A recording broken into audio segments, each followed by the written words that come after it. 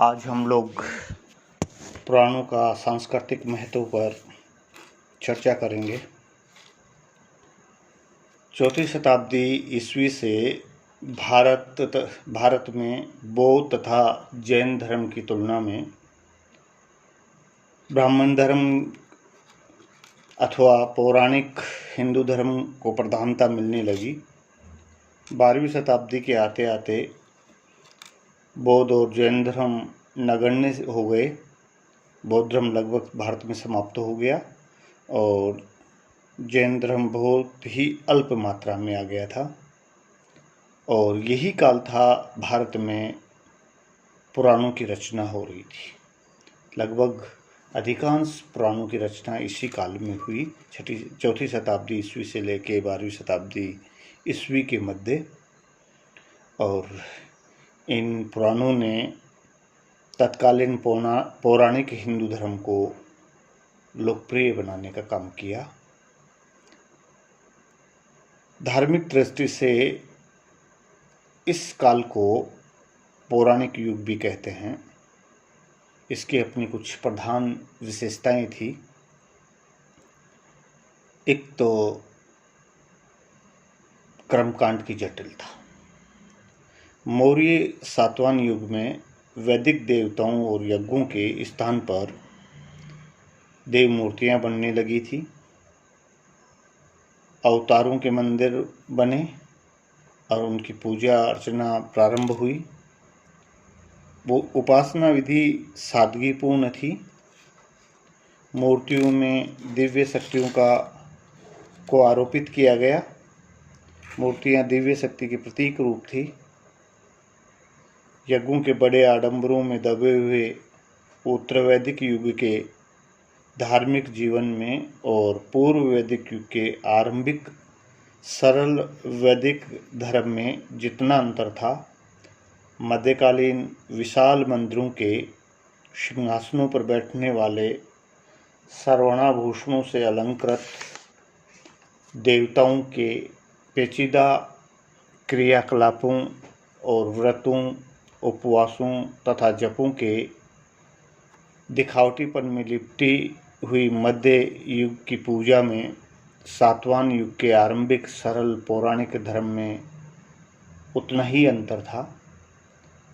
अब भव्य मंदिरों का निर्माण होने लगा और उनके साज श्रृंगार पूजा विधि एक बड़ा प्रपंच बनती चली गई। पूजा बहुत जटिल होती चली गई। दूसरा, वाममार्गी पंथों का जन्म। लगभग 6वीं शताब्दी ईस्वी के आसपास बौद्धों का पतन होना प्रारंभ होता है। बौद्ध धर्म में महायान संप्रदाय का प्रादुर्भाव हुआ और वो तेजी से बढ़ने लगा। उसके 2 उप विभाजन हुए, वज्रयान और मंत्रयान। वज्रयान में बुद्ध के अलौकिक सिद्धि संपन्न देवता के रूप में उसको स्थापित किया गया। साधनाएं होने लगी। इधर पौराणिक धर्म में शैव मत में पाशुपत, कापालिक, अघोरी संप्रदाय प्रचलन में आए। वैष्णव संप्रदाय में गोपी लीला, तंत्र संप्रदाय में आनंद भैरवी की पूजा होने लगी। एक प्रकार से घोर अश्लील पंथ इन धर्मों में चल पड़े। मंत्र और अन्य साधनों द्वारा इन प्रकार सिद्धि प्राप्त करने का मंत्र जो है लोगों ने जपना शुरू किया और इस युग में तंत्र और मंत्र पर जोर दिया जाने लगा। तीसरा जो कारण दिखाई देता है वो दिखाई देता है पौराणिक धर्म को राज्याश्रय मिलना। गुप्त सम्राटों के द्वारा भागवत धर्म को अपनाना, या यूँ कहें कि भागवत धर्म के अनुयायी बनना। ये भागवत धर्म के परम पोषक सिद्ध हुए और यहीं से वैष्णव धर्म का उत्कर्ष निरंतर आगे की ओर बढ़ता चला गया। गुप्तों के बाद में परिहार, चंदेल, मोखरी, कलचुरी, वल्लभी, कामरूप के वर्मन।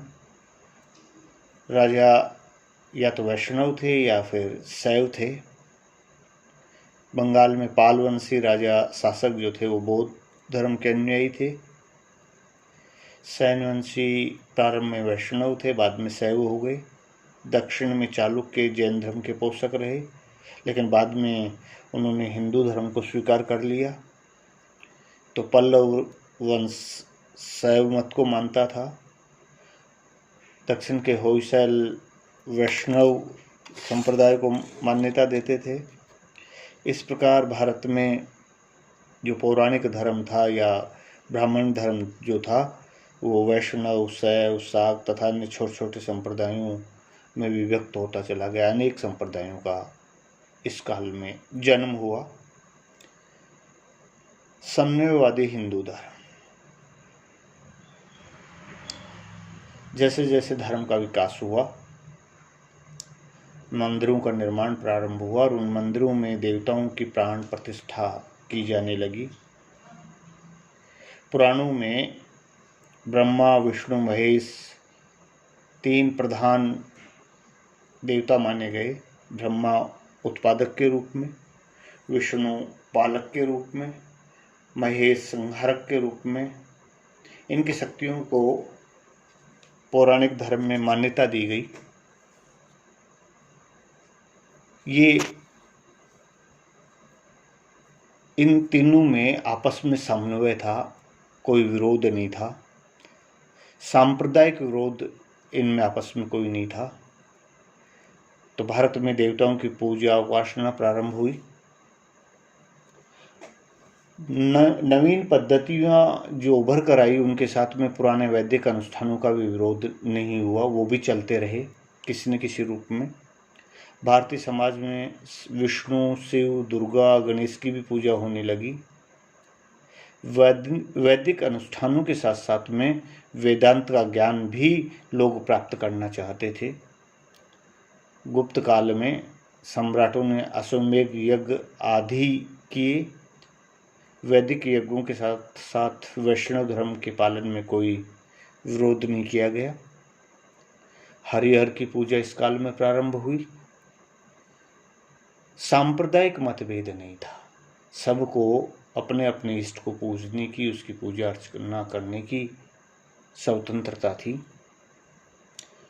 और इस युग में बौद्ध और जैन धर्म का निरंतर ह्रास होता चला गया। कुछ आंतरिक और बाह्य भी कारण थे जिनकी वजह से बौद्ध और जैन धर्म का पतन प्रारंभ हुआ। उनको अगर हम देखें तो बौद्ध और जैन धर्म के भिक्षुओं की विलासिता, आलस्य, नैतिक पतन, वाममार्गी होना और उनके संप्रदायों में विभिन्न भेद पैदा होना। इस काल में बौद्ध और जैन धर्म को राजाश्रय नहीं मिला, राजाश्रय का अभाव रहा, जबकि हिंदू धर्म को पूरा राजाश्रय मिला। हिंदू धर्म ने उनकी सभी विशेषताओं को ग्रहण कर लिया। एक कारण मुस्लिम आक्रमण भी रहा। 7वीं-8वीं शताब्दी में शैव मत के लोगों ने बौद्ध धर्म के महायान से संघ और योग समाधि के तत्व को ग्रहण किया। तो बौद्ध धर्म और हिंदू धर्म का भेद मिटता हुआ दिखाई देता है हमें। दोनों पंथों में समन्वय होता हुआ दिखाई देता है हमें। बौद्ध धर्म के श्रमणों का स्थान हिंदू वैरागियों ने ले लिया धीरे धीरे, और बौद्ध धर्म की जो एक पहचान थी वो धीरे धीरे समाप्त होती चली गई। बौद्ध मठों पर हिंदू लोगों ने या हिंदू वैरागियों ने कब्जा करना प्रारंभ कर दिया। तो बचे हुए बौद्ध भिक्षु तिब्बत की ओर चले गए। जैनियों पर धीरे धीरे शैव मत के लोगों का अधिकार हो गया। ऐसे समय में पुराणों का विकास हो रहा था। पुराणों का सीधा सीधा अर्थ अगर हम देखें तो पुरानी परंपरा से संबंधित हैं, और इन पुराणों का विषय वेदों की ऐतिहासिक व्याख्या तथा प्राचीन राजवंशों का वर्णन करना ये मुख्य उद्देश्य था। अश्वमेध यज्ञ में जो आख्यान सुनाए जाते थे, बाद में उन्होंने पुराण का रूप ग्रहण कर लिया। तो ऐसा माना जाता है कि यज्ञ से पुराण का जन्म हुआ। प्रारंभ में पुराणों के 5 विषय थे। प्रथम सर्ग अर्थात सृष्टि की कथा, द्वितीय प्रतिसर्ग, प्रलय के बाद सृष्टि का पुनर्भाव, वंश, देवताओं, राक्षसों, ऋषियों और राजाओं का वृतांत, चौथा मनवंतर, युग चक्रों का आवर्तन, पांचवा वंशानुचरित, राजवंशों का वर्णन। ये 5 विषय थे जो प्रारंभ में पुराणों के रहे। इनका पठन पाठन ब्राह्मणों के हाथों में था, जो यज्ञों में भाग लेते थे। जब यज्ञ विशेष रूप से यज्ञों में भी विशेष रूप से जब अश्वमेध यज्ञ से आख्यानों को निकाल दिया गया, पुराणों से ब्राह्मणों का संबंध टूटता चला गया और ब्राह्मणों के स्थान पर सूतों, चारणों और कथावाचकों ने इसे अपने हाथ में ले लिया। ईस्वी सन के प्रारंभ के समय भागवत लोक धर्मों ने अपने प्रचार का माध्यम बनाया। अधिकतर पुराणों और उप पुराणों का विस्तार इन धर्मों के आधार पर ही हुआ। महाभारत युद्ध के बाद महर्षि वेदव्यास ने प्राचीन वंश व्रतों का संग्रह करके पुराण रचे। इनमें समय समय पर नई घटनाएं जुड़ती चली गई। गुप्त काल में जो धर्म और संस्कृति के सभी सूत्रों को एकत्रित करने का प्रयास किया गया, उसने तो समुच्चय साहित्य की काया पलट दी। पुराणों को एक नया रूप दिया गया। परिणाम स्वरूप पुराण भागवत धर्म और बौद्ध जैन विचारधारा के समन्वय के माध्यम बन गए। इन्होंने वेद पक्ष और लोक पक्ष को एक करार दिया, दोनों में समन्वय स्थापित किया, पुल का काम किया। पुराणों ने ये बहुत बड़ा काम किया भारत में कि लोक धर्म और वेद धर्म दोनों को मिलाने का काम किया। वर्तमान में 18 पुराण और 18 उप पुराण उपलब्ध हैं। 18 पुराणों में वायु, ब्रह्मांड, मार्कंडेय, विष्णु, मत्स्य, भागवत, कूर्म, वामन, लिंग, वराह, पद्म, नारद, अग्नि, गरुड़, ब्रह्मा, स्कंद, ब्रह्मवैवर्त और बहुत से महापुराण हैं। इसी प्रकार उप पुराणों का परिगणन भिन्न भिन्न प्रकार से किया गया। बृहद्रह्म पुराण के अनुसार इनकी सूची जो है वो इस प्रकार से है: आदि, आदित्य, बृहन्नादि, नंदीश्वर, बृहन्नदीश्वर, शाम, क्रिया योग सागर, कालिका, धर्म, विष्णु धर्मोत्तर, शिव धर्म, विष्णु धर्म, वामन, वारुण, नारसिंह, भार्गव और बृहद्रह्म। महापुराणों में वायु, ब्रह्मांड, मार्कंडेय, विष्णु, मत्स्य और भागवत पुराण हैं माने जाते हैं। शुरू में वायु और ब्रह्मांड पुराण एक ही थे और इनकी रचना का काल जो है वो 200 ईस्वी के आसपास का है। 400 ईस्वी के लगभग वायु से ब्रह्मांड पुराण अलग हो गया। वायु पुराण पाशुपत धर्म और ब्राह्मण और आपका ब्रह्मांड पुराण वैष्णव धर्म से संबंधित है। इनमें तांत्रिक व शक्ति शाक्त धर्म की सामग्री हमें मिलती है। मार्कंडेय पुराण लगभग 300 ईस्वी की रचना है। कूर्म व वामन पुराण 500 से 600 ईस्वी के मध्य की रचना है। पांचरात्र से 800 से 900 ईस्वी में अग्नि व गरुड़ पुराण का निर्माण हुआ। इनमें जो शिव पुराण 200 से 500 ईस्वी के मध्य रची गई और उदय पुराण 650 से 800 ईस्वी के मध्य रची गई। बहुत से पुराण को सबसे प्राचीनतम माना जाता है। पुराण सभी को सुनने का अधिकार प्रदान करते हैं। हम पुराणों के महत्व की बात करें तो पुराण हिंदू धर्म की आत्मा और प्राण हैं, इसमें कोई दो राय नहीं है। वर्तमान हिंदू धर्म का जो रूप है वो पुराणों के माध्यम से ही उभर कर सामने आया है। पुराणों में वर्णाश्रम व्यवस्था और भागवत धर्म का समन्वय दिखाई देता है। हमें धर्म की पुनः प्रतिष्ठा करने का प्रयास किया गया है पुराणों के माध्यम से। शैव व वैष्णव धर्म के सांचे में भारतीय धर्म को ढाला गया है। विष्णु पुराण, वायु पुराण और भागवत पुराण में राजा वेन की कथा मिलती है। वर्णाश्रम धर्म के अवहेलना के अपराध में ऋषियों ने उसे यमलोक पहुंचा दिया था, दंडित किया था। प्राचीन सामाजिक व्यवस्था के पोषक के रूप में पुराण हमें दिखाई देते हैं तथा धार्मिक परंपरा के फूट समाप्त करने का काम करते हैं ये पुराण। पुराणों में वैदिक विचारधारा को नए सिरे से नए रूप में प्रस्तुत करने का काम किया गया है और इनमें देवताओं, कथानकों को नए विश्वासों, नई मान्यताओं और नए आख्यानों का आवरण चढ़ाकर प्रस्तुत करने का काम किया गया है। पुराणों का जो चिंतन मनन है वो सारा का सारा वैदिक व्यवस्था के आधार पे ही है, वैदिक परंपरा के आधार पे है।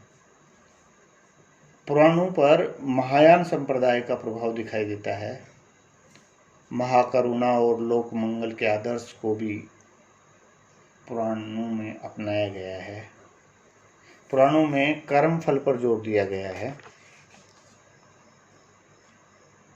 सुख से श्रेष्ठ सेवा को माना गया है। पुराणों में प्रवृत्ति और निवृत्ति का संगम दिखाई देता है। भारत को कर्म भूमि और पुण्य भूमि कहा गया है। कर्म और मोक्ष, प्रवृत्ति और निवृत्ति का सुंदर समन्वय हमें पुराणों में देखने को मिलता है। पुराणों में विश्व दृष्टि दिखाई देती है, वसुदेव कुटुंबकम की बात की जाती है। पुराण चारों आश्रमों का पालन करने, लोक जीवन और साधारण धर्म में सर्व धर्म का सामंजस्य करने का काम करते हैं। यहाँ जो साधारण धर्म है वो सार्वजनिक और सार्वभौम है। अहिंसा पर जोर दिया गया है, सत्य पे जोर दिया गया है। पुराणों में प्राणी मात्र के भले की बात की गई है। इष्ट देव की भक्ति पर जोर दिया गया है। जाति, वर्ण, आश्रम और स्वभाव ये सब स्वधर्म बताए गए हैं और इसी के आधार पर व्रत, दान और प्रायश्चित का विधान पुराणों में देखने को मिलता है हमें। पुराणों में सार्वभौम नैतिक आदर्शों को भारतीय संस्कृति के सूत्र में पिरोया गया है। पुराणों में हमें धार्मिक सांस्कृतिक समन्वय की जानकारी मिलती है। पुराणों का विदेशों पर भी प्रभाव पड़ा, इसमें कोई दो राय नहीं है। भक्ति, ज्ञान और कर्म, धर्म, अर्थ, योग, अनासक्ति और लोक संग्रह को व्यवहारिक जीवन में संतुलित तथा संग्रहित करने की अपूर्व शक्ति पुराणों में मिलती है हमें। पुराणों में साम्राज्यवादी विस्तार, औपनिवेशिक आधिपत्य और आर्थिक शोषण की गंध दिखाई नहीं देती है। पुराण एक प्रकार से भारत की सांस्कृतिक प्रक्रिया जो है उसका उद्घाटन करते हुए हमें दिखाई देते हैं और तत्कालीन राजनीतिक, धार्मिक, सांस्कृतिक, आर्थिक या यूं कहें कि भारतीय संस्कृति के विविध रूप निरूपित करते हुए हमें दिखाई देते हैं। धन्यवाद।